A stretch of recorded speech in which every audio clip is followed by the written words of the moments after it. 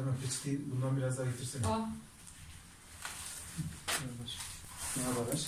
Versen bana. Oo güzel çekiyor abi. Çekiyor mu? Çekiyor baksana. Ver kamera. 10 tane 20 tane verdi. Sen ruloyu yapmayıp kafaya koydun. Servan abi. Güzel. Baksana ya nasıl çekiyor.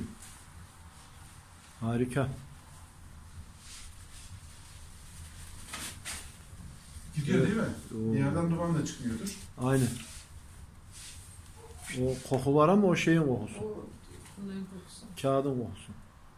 Baksana nasıl çekiyor. Kağıdı bile çekiyor. Yani. İyi. Güzel abi. Bak bak. Şeyleri, kağıdın küllerini bile nasıl çekiyor yukarıya.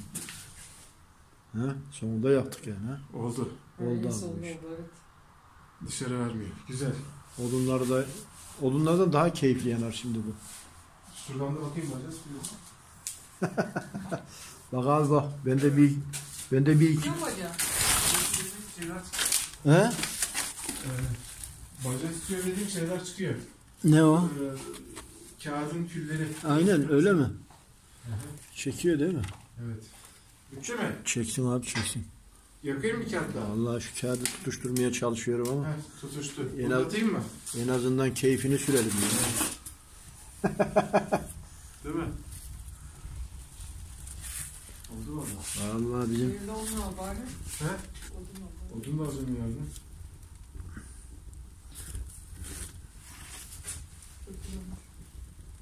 Eline sağlık. aynen. Sağ ol. Arka taraf daha güzel çekiyor. İyi. Hiç duman vermiyor dışarıya. Yok duman vermez. Evet çok güzel olmuş. İyi. Ya ben bu kadar ummuyordum ama iyi oldu. Efendim? Bu kadar diyorum şey yapmıyordum ama güzel oldu.